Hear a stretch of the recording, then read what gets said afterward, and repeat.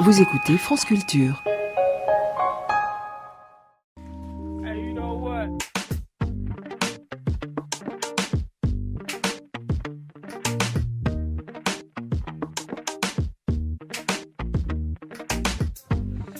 Deuxième temps ce soir, donc de l'enregistrement public à l'École normale supérieure en salle des actes et au milieu d'une foule mal élevée qui se lève en plein direct, d'une semaine autour de mai 68 ou de ce qu'il en reste.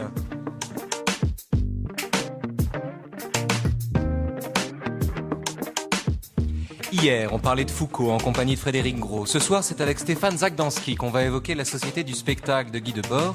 Stéphane Zagdanski qui est l'auteur, entre autres, de Debord ou La diffraction du temps, récemment paru chez Gallimard.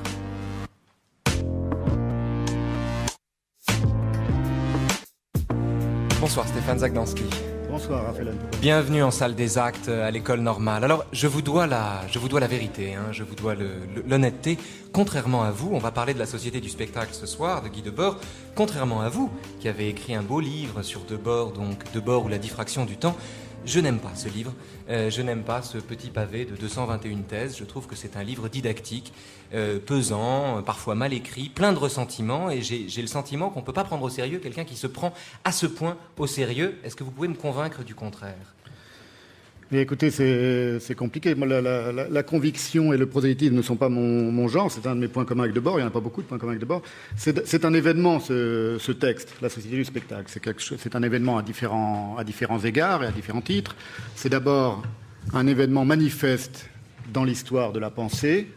C'est-à-dire que c'est un livre qui paraît un an avant mai 68 et qui, de manière absolument indubitable, a eu une influence théorique profonde sur les éléments les plus radicaux qui ont eu lieu et qui se sont manifestés en mai 68. Ça, c'est une première chose. Mais c'est pas mesurer l'influence, d'ailleurs, d'un livre. Parce que hier, on parlait de Foucault, et Foucault avait une position sur les intellectuels très intéressante. Il disait l'intellectuel, finalement, n'a pas plus d'influence qu'un ouvrier.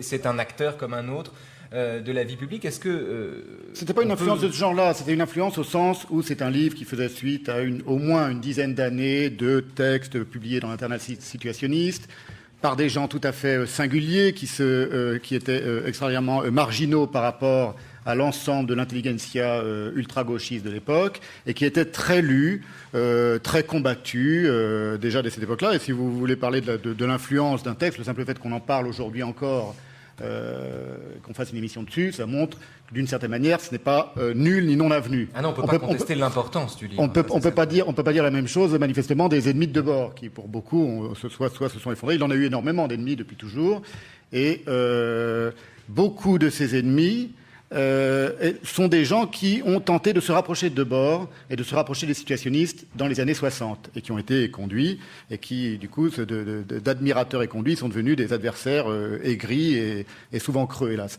Mais c'est un événement, ce texte, parce que, et c'est là que c'est le plus important, et il ne s'agit pas de convaincre qui que ce soit d'aimer ce style ou d'aimer cette pensée-là. Il s'agit de savoir que c'est aussi la société du spectacle, le monde dans lequel on vit aujourd'hui. Voilà, c'est-à-dire, et c'est là que le livre est d'une profondeur et d'un intérêt majeur, c'est que lorsqu'on parle de la société du spectacle, il y a d'une part cet événement historique qu'est l'apparition de ce texte à l'intérieur même de toute une nébuleuse de pensée révolutionnaire, qui a des racines près de 100 ans auparavant dans le Capital de Marx, au moins, et c'est aussi un événement historial, pourrait-on dire, c'est-à-dire que c'est un livre qui permet de commencer de comprendre quel est le capitalisme, quel est le développement, le déploiement du capitalisme, non seulement dans les années 70, mais aujourd'hui.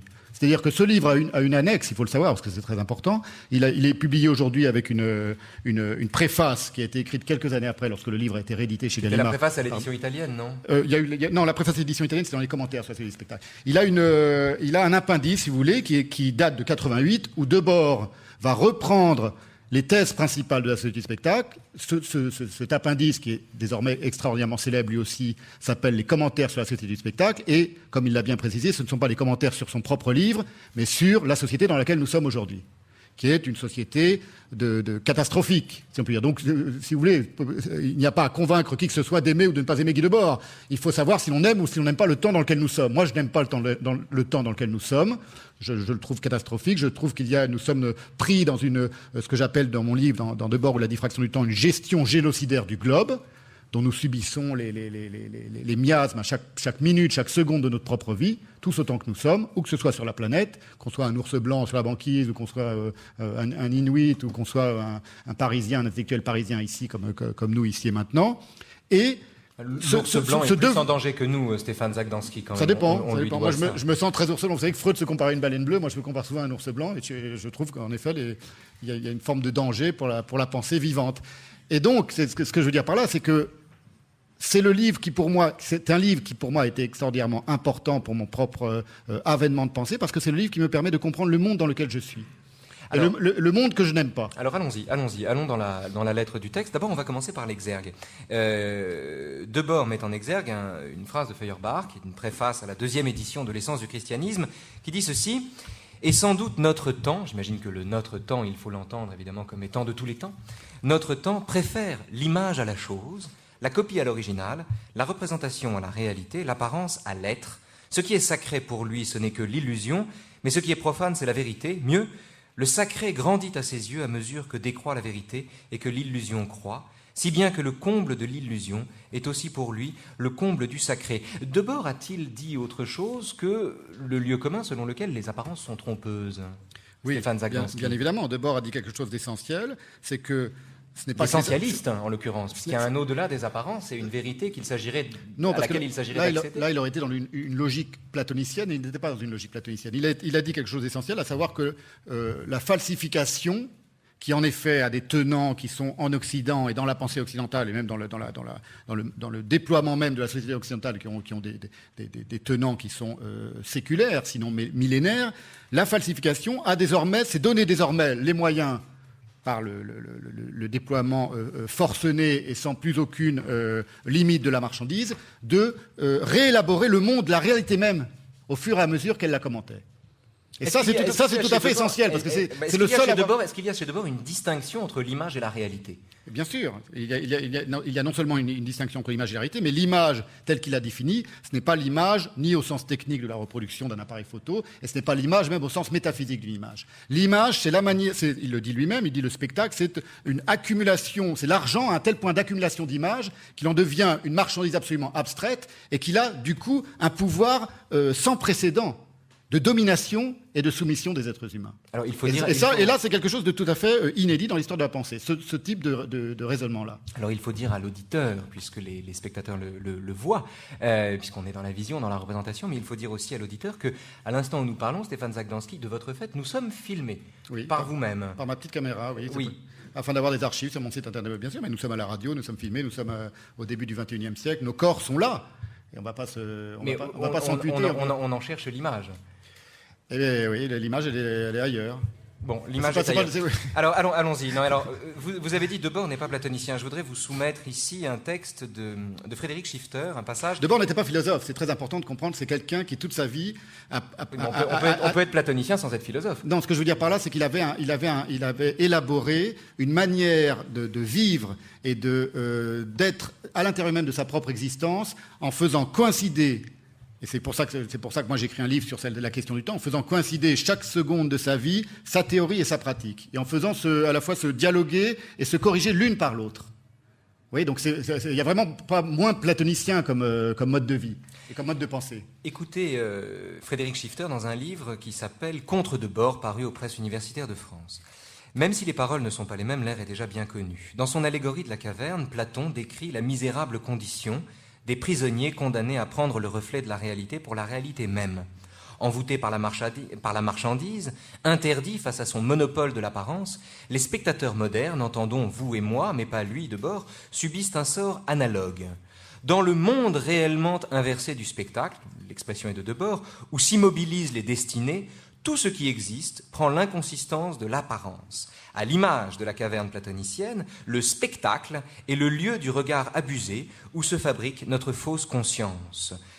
Non seulement nous, les captifs du spectacle, nous n'avons pas vu que la citation de Debord, « La première phase de la domination de l'économie sur la vie sociale avait entraîné une dégradation de l'être en avoir, mais à présent, nous ne nous rendons aucunement compte que les résultats accumulés de l'économie conduisent à un glissement généralisé de l'avoir au paraître. » De ce point de vue, le diagnostic est, j'allais dire, sans appel. Quelle différence y a-t-il entre la condition des prisonniers de la caverne, chère à Platon, qui prennent des vessies pour des lanternes, et nous-mêmes qui, hypnotisés, je crois que Debord parle de la puissance hypnotique des images, nous-mêmes qui, hypnotisés par les images, avons tendance à prendre ce que nous voyons, ce qu'on nous vend, pour la réalité véritable et à sanctifier l'illusion. Stéphane Zagorski. Ça n'a strictement aucun rapport. Si je peux me permettre, Shifter a sans doute beaucoup de qualités. Il y en a une qu'il n'a pas, c'est d'avoir compris ce que disait Debord, et ce que pensait Debord. Je vais vous faire, citation pour citation, je vais vous faire on appelle ça le pile-poule dans la pensée juive, c'est-à-dire on répond à une question par une question. Je vais vous faire une citation d'une des dernières thèses de la Société du spectacle, et les gens de bon goût jugeront quel est le bon style et quel est le mauvais style, et quelle est la grande pensée et quelle n'est pas la grande pensée. Après la citation que vous venez de nous faire de Shifter. Thèse 219, donc, de la Société du spectacle. Et vous verrez qu'il ne parle absolument pas, en effet, de l'apparence, et du rapport entre l'apparence et la réalité. Il n'en parle peut-être pas dans la thèse 219. Hein. Et surtout, vous allez voir que ça vole un peu plus haut. Allez-y. Le spectacle, qui est l'effacement des limites du moi et du monde par l'écrasement du moi, qu'assiège la présence-absence du monde, est également l'effacement des limites du vrai et du faux par le refoulement de toute vérité vécue sous la présence réelle de la fausseté qu'assure l'organisation de l'apparence. Celui qui subit passivement son sort quotidiennement étranger est donc poussé vers une folie qui réagit illusoirement à ce sort en recourant à des techniques magiques. La reconnaissance et la consommation des marchandises sont au centre de cette pseudo-réponse à une communication sans réponse. Le besoin d'imitation qu'éprouve le consommateur est précisément le besoin infantile, conditionné par tous les aspects de sa dépossession fondamentale, selon les termes que Gabel, qui était l'auteur d'un livre qui s'appelait La fausse conscience, où il mettait en rapport l'idéologie et la schizophrénie, et donc qui avait bien lu Debord, selon les termes que Gabel applique à un niveau pathologique tout autre, ouvrir les guillemets, le besoin anormal de représentation compense ici un sentiment torturant d'être en marge de l'existence. Vous voyez d'une part que c'est un texte profond, vous voyez d'autre part que c'est un texte qui est nourri de Marx, de Hegel, de Feuerbach en effet, mais pas seulement, de Machiavel, de Clausewitz, et surtout d'un regard d'une lucidité extraordinaire sur le monde dans lequel nous sommes, nous aussi, aujourd'hui. Parce que cette thèse-là, c'est la thèse, c'est pas un hasard si je cite cette thèse-là, une des dernières livres, c'est la thèse dont Debord dit qu'elle décrit aussi le monde dans lequel nous sommes, il dit ça dans son appendice, les commentaires sur les spectacles, le monde dans lequel nous sommes aujourd'hui. Ça s'applique aussi, si vous ouvrez aujourd'hui la télé, vous regardez n'importe quelle 30 secondes de CNN ou de n'importe quelle information à la télé, vous avez ce qu'est en train de décrire Debord. Vous regardez une publicité, vous avez ce qu'est en train de décrire Debord. Vous vivez des relations falsifiées avec un autre être humain, vous êtes dans ce que est en train de décrire Debord. Vous voyez, on est Stéphane Zagorski, quoi de plus, on va entendre d'ailleurs la voix de Guy Debord un peu plus tard, mais quoi de plus commun, ordinaire, que de dénoncer les apparences, l'univers spectaculaire, la fabrique d'un univers spectaculaire. Il ne dénonce pas les apparences, il explique ce qu'est devenu la marchandise, c'est-à-dire ce vieux concept que Marx a exploré et a radiographié. Il explique que la marchandise, au XXe siècle, au milieu du XXe siècle, quand lui il écrit ce texte, et aujourd'hui encore au début du XXIe siècle, n'est plus exactement la même chose que ce qu'en avait analysé Marx. Il ne parle pas du tout des apparences. Les apparences, c'est secondaire, si vous voulez. La vie des sociétés dans lesquelles règnent les conditions modernes de production s'annonce comme une immense accumulation de spectacles. Tout ce qui était directement vécu s'est éloigné dans une représentation. Les images qui se sont détachées de chaque aspect de la vie fusionnent dans un cours commun où l'unité de cette vie ne peut plus être rétablie. La réalité, considérée partiellement, se déploie dans sa propre unité générale en tant que pseudo-monde à part, objet de la seule contemplation. La spécialisation des images du monde se retrouve, accomplie, dans le monde de l'image autonomisée, où le mensonger s'est menti à lui-même. Le spectacle en général, comme inversion concrète de la vie, est le mouvement autonome du non-vivant. Le spectacle se présente à la fois comme la société même, comme une partie de la société, et comme instrument d'unification. En tant que partie de la société, il est le secteur qui concentre tout regard et toute conscience. Du fait même que ce secteur est séparé, il est le lieu du regard abusé et de la fausse conscience. Et l'unification qu'il accomplit n'est rien d'autre qu'un langage officiel de la séparation généralisée. Le spectacle n'est pas un ensemble d'images, mais un rapport social entre des personnes, médiatisé par des images.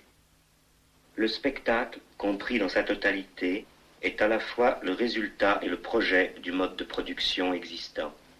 Il n'est pas un supplément au monde réel, sa décoration surajoutée. Il est le cœur de l'irréalisme de la société réelle. Sous toutes ses formes particulières, information ou propagande, publicité ou consommation directe de divertissement, le spectacle constitue le modèle présent de la vie socialement dominante. Il est l'affirmation omniprésente du choix déjà fait dans la production et sa consommation corollaire. La séparation fait elle-même partie de l'unité du monde, de la praxis sociale globale qui s'est scindée en réalité et en image. La pratique sociale devant laquelle se pose le spectacle autonome est aussi la totalité réelle qui contient le spectacle. Mais la scission dans cette totalité la mutile au point de faire apparaître le spectacle comme son but. Dans le monde réellement renversé, le vrai est un moment du faux. Considéré selon ses propres termes, le spectacle est l'affirmation de l'apparence et l'affirmation de toute vie humaine, c'est-à-dire sociale, comme simple apparence. Mais la critique qui atteint la vérité du spectacle le découvre comme la négation visible de la vie, comme une négation de la vie qui est devenue visible. Spectacle. Il eut le bon goût de me dire qu'il n'avait pas construit cette notion, qu'il n'avait eu qu'à la ramasser. La société du spectacle, formule heureuse sans doute, à laquelle se réduit à peu près toute sa pensée. Au-delà de la condamnation des médias, elle bafouille. Tout ce qui était directement vécu se serait éloigné dans la représentation. Depuis Lascaux. Ébloui par le postulat debordiste, un phare de l'intelligentsia parisienne assura que la guerre du Golfe n'avait pas eu lieu puisque nous en avions vu les images à la télévision. Toutefois, si Debord n'a pas écrit un bon livre, il a fait mieux. Il a publié un livre faisant foi. De ces rares livres qui, comme le disait justement Lacan à son propre sujet, ne sont pas faits pour être lus, mais pour être là. À se référer à la société du spectacle, on se situe, on se distingue, on prouve sa supériorité. Et l'on peut certes se dispenser de visiter des élucubrations pseudo-hégaliennes qui, en elles-mêmes, évoquent l'adjudant décidé à appliquer à Clausewitz au balayage de la caserne.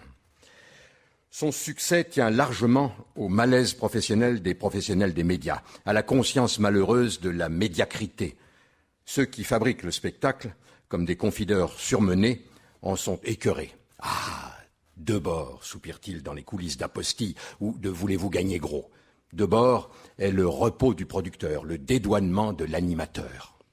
C'est un texte de Mathurin Mogarlone, alias François Georges, qui dans son livre « À la rencontre des disparus » raconte sa rencontre avec Guy Debord, sa vénération, et puis la légère, très légère déception, on peut l'entendre ici, qui a suivi cette rencontre. Et ce texte suit la voix de Guy Debord lui-même. Stéphane Zagdanski, que vous inspire cette déception, cette façon dont François Georges, finalement, fustige la société du spectacle en disant que c'est un livre qui a fait foi?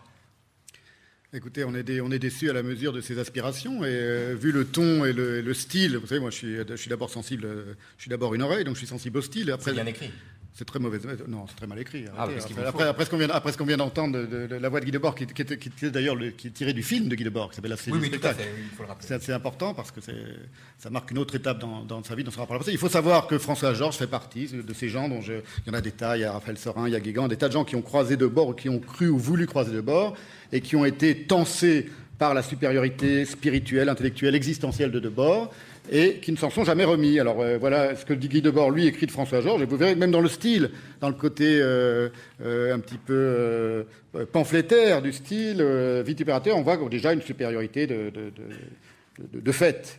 Voilà ce qu'écrit Guy Debord. C'était en 65. Donc le jeune François Georges venait d'écrire un livre qui s'appelait Autopsie de Dieu, dans lequel il reprenait il avait été un peu ébloui par les thèses situationnistes. Il a fait partie, il le raconte dans son livre, des gens qui admiraient extraordinairement les situationnistes. Et il a tenté de rentrer, de se faire admettre parmi les proches de Debord, et il a été refoulé à l'entrée. Évidemment, comme je le disais, il ne s'en est jamais remis. Voilà ce qu'écrit, c'était dans l'International Situationiste, dans la revue de Debord et les situationnistes en mars 66, donc un an après la tentative d'introduction de François Georges chez les situationnistes. Voilà ce qu'écrivait Debord. Il fallut refuser d'écouter davantage François Georges, qui ennuyait tout le monde. Il manifestait la plus évidente incapacité de faire le moindre usage des concepts et du style de vie dont son Autopsie de Dieu avait présenté un écho élogieux. Un tel écho ne peut en rien nous suffire, nous séduire, rendre intéressants ses porteurs. Le pudding théorique, traversé de 2 ou 3 pauvres obsessions qu'offrait François Georges livré à lui-même, montrait malheureusement qu'il n'avait su s'approprier aucun point de ces théories qu'un enthousiasme ignorant l'avait poussé à reprendre dans son livre. Ça, c'est quand le jeune François Georges arrive vers Debord. Vous imaginez qu'on met une vie à s'en remettre. Réponse de François Georges à Guy Debord. La dialectique n'en était pas moins son arme fatale. Elle consistait essentiellement pour lui dans le retournement du génitif. Par exemple, critique de la raison, raison de la critique. Ainsi dépassait-il Kant d'un bond. Le renversement était son obsession. Et, ne pouvant dans l'immédiat l'infliger à l'ordre social, il rongeait son frein en culbutant la syntaxe, disant au lieu de dictature du prolétariat, prolétariat de la dictature, au lieu de lutte de classe, classe de lutte, au lieu d'impasse de Clairvaux, Clairvaux de l'impasse. Qu'en pensez-vous, Stéphane Zagdanski? Vous n'êtes toujours pas convaincu par la façon dont François Georges diagnostique ça? C'est assez juste quand même. Guy Debord inverse les termes bien souvent. Oui, je suis ni con ni vaincu, d'une part, et vous savez, ça, c'est une phrase de Lacan. Ça. Non, c'est une phrase de Lacan. Il disait Guitry avant lui, si vous me permettez. Mais alors, donc, allez-y. Non, évidemment. Écoutez, le problème, c'est qu'en général, on a affaire, avec ces textes de Guy Debord, avec cette pensée de Guy Debord, à une pensée profonde. Et si on en reste à la surface des critiques de Debord, on s'aperçoit en effet qu'on est capable que de remettre en question ce genre de choses qui sont des vieilles habitudes qui chez marxiste est employé par tout le monde, le retournement, le détournement, etc. C'est pas ça qui compte dans la pensée de Debord, c'est pas ça qui m'intéresse, moi. S'il y a des gens qui sont intéressés par les écrits que François Georges, quand il est secrétaire de débat à l'Assemblée, peut manifester, grand bien leur face. Moi, ça ne m'intéresse pas. Ce qui m'intéresse, c'est de savoir quel est le monde dans lequel nous vivons aujourd'hui. C'est un monde qui est dévasté. C'est un monde qui est soumis à je le disais tout à l'heure, une gestion génocidaire. Ce monde-là, c'est le monde de la société du spectacle, pas le monde du livre, le monde de la chose même, de l'événement même. C'est un monde dans lequel, il le disait tout à l'heure, on a entendu la voix de Debord le dire, et c'est un détournement de Hegel, pour ceux qui ont l'oreille un peu fine, le vrai est un moment du faux, et non plus le faux est un moment du vrai, comme disait Hegel. C'est-à-dire que la réalité elle-même, et non seulement la réalité, mais tout ce qui constitue notre rapport à la réalité, à savoir les rapports entre les êtres, la manière dont les êtres se conçoivent eux-mêmes, de leur naissance jusqu'à leur mort, est soumis à une intense falsification. Lorsque vous promenez dans Paris, lorsque vous promenez dans une ville, lorsque vous allez même à la campagne, vous avez affaire à un spectacle, au sens de Bourdieu, à savoir à une réédification de la nature, d'une ville, de l'urbanisme, selon des critères qui ont été décidés par d'autres. Mais ces autres, ce sont des urbanistes, des idéologues, des ordinateurs. J'en reviens à la question que je vous posais tout à l'heure. Qui doute de ça, Stéphane Zagdanski? Qui doute aujourd'hui qu'il fait l'objet d'une falsification? Qui doute qu'on lui mente, par exemple? En général, la meilleure façon d'être lucide, Pascal appelait ça les demi-habiles, la meilleure façon d'être lucide, c'est de dire « on ne me la fait pas ». Est-ce que Debord n'est pas le maître à penser de tous ceux qui disent « ah, moi, monsieur, on ne me la fait pas ». Non, parce que... Qui disent comme tout le monde, d'ailleurs, « on ne me la fait pas ». Est-ce qu'il n'y a pas quelque chose de finalement très, j'allais dire, extrêmement répandu? Est-ce que finalement le triomphe de Guy Debord, ça n'est pas le triomphe de l'opinion publique? Dans la mesure où l'opinion publique pense qu'on la manipule.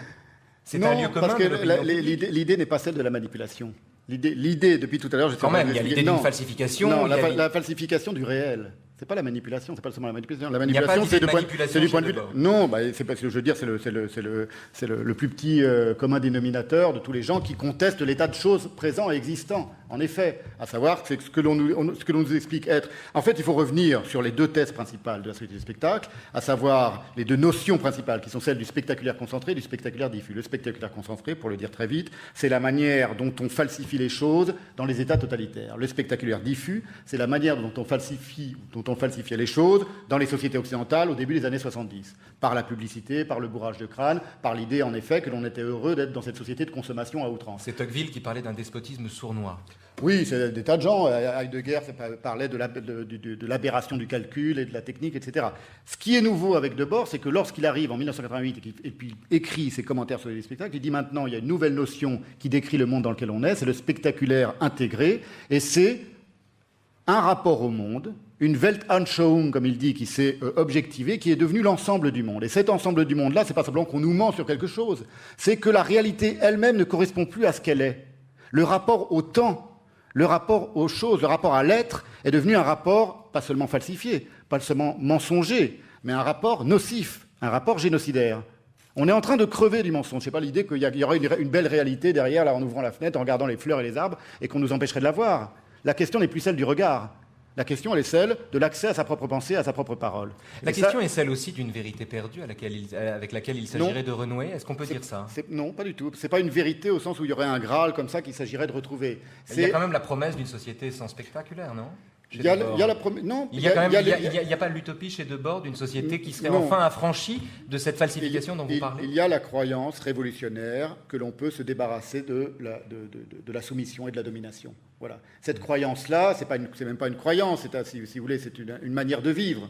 Si quelqu'un se dit, moi je suis heureux d'être soumis par la société, d'être soumis à la société de consommation aujourd'hui, qu'est-ce que vous voulez lui répondre ? Non, mais est-ce que celui... Vous dire, on vous ment et on te ment et brise la vitrine de la société de consommation et tu verras que la vérité et la beauté est derrière. Mais non. En revanche, est-ce que celui qui se satisfait... Si tu es un esclave et tu remues tes chaînes, et quand tu remues tes chaînes, ce qu'on a réussi à te faire comprendre et à te faire croire depuis ton enfance, c'est qu'elles font bling bling, voilà. Alors, bon, les esclaves remuent leurs chaînes et ça leur fait un bruit, si vous voulez, doré. Et qu'est-ce que voulait dire un esclave qui est heureux de son esclavage ? Rien. Donc, en effet, c'est quelqu'un qui était profondément insoumis, c'est quelqu'un qui était profondément libre, non seulement dans sa manière de penser, mais dans sa manière de vivre. Et c'est quelqu'un qui a pensé en permanence et qui a vécu en permanence ce rapport libre entre sa pensée, son existence quotidienne. C'est pour ça que mon livre parle de sa quotidienneté, de l'amour, de l'alcool, de son érotisme, de sa parole, de sa poésie profonde, de la poésie profonde de sa vie et de sa pensée. Alors, il faut dire quand même juste un mot avant que cette émission ne s'achève, Stéphane Zagdanski, de votre livre, parce que non seulement vous racontez ça, effectivement, la quotidienneté de Guy Debord, qui donne d'ailleurs un contrepoint éloquent au livre de François Georges, en tout cas au chapitre qu'il consacre à Guy Debord, mais il y a aussi dans votre livre des passages proprement philosophiques. Je voudrais juste en lire quelques lignes pour donner un aperçu de la façon dont vous écrivez vous-même, Stéphane Zagdanski, et de ce point de vue, je pense qu'on tombera d'accord en disant que c'est bien écrit. Le temps pseudo-cyclique du spectacle, qui mime la régularité naturelle des saisons, n'est lui-même qu'une marchandise érigée par l'argent, matière première des nouvelles mines de sel planétaires, où la survie de tout un chacun se paye chèrement et à crédit.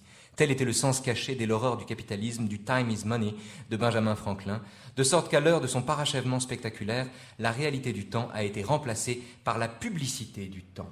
C'est une phrase de Debord, c'est très important. Voilà, c'est une phrase de Debord, effectivement. La dernière phrase est une phrase de Debord. Vous remarquerez que les gens qui critiquent Debord, les insectes, les moucherons qui volent autour de la pensée de Debord, ne parlent jamais du temps. Et c'est la question essentielle, évidemment. C'est pas un hasard si moi j'ai consacré un livre à la question du temps chez Debord. C'est la question essentielle. Il y a deux personnes qui ont compris que le rapport au temps lui-même était devenu falsifié au XXe siècle et que c'était gravissime. C'est Heidegger, depuis être temps, et Guy Debord. Il n'y en a pas d'autres.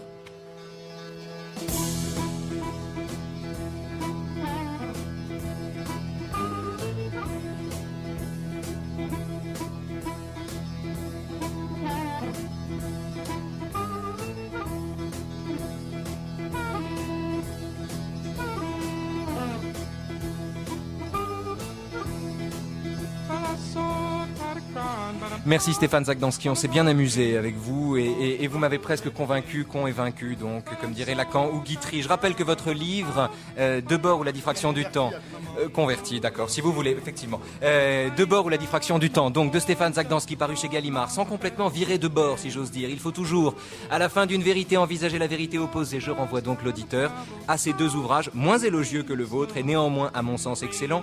Le premier est le petit livre de Frédéric Schifter intitulé Contre Debord et le second, le livre, à mon sens, fort bien écrit, de Mathurin Mogarlon, alias François Georges, intitulé « À la rencontre des disparus ».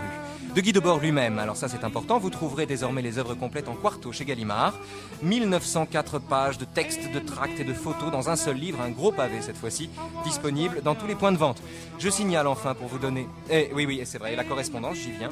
Je signale donc pour vous donner tous les éléments du jeu que le 7e volume de la correspondance de Guy Debord vient de paraître chez Artem Fayard. C'était les nouveaux chemins de la connaissance en direct de l'École normale supérieure avec à la réalisation Gilles Davidas, à la technique Jean-Pierre Zing, Adrien Gazza, Stéphane Poitvin, à la lecture des textes Georges Claes, assistante Geneviève Méric, Marion Richet, Avril Ventura. Rendez-vous demain à 19h30 pour évoquer la figure cardinale de Bourdieu avec Christophe Charles. France Culture, il est 20h. France Culture, il est 20h. France Culture, il est 20h. France Culture, il est 20h. Il est 20h.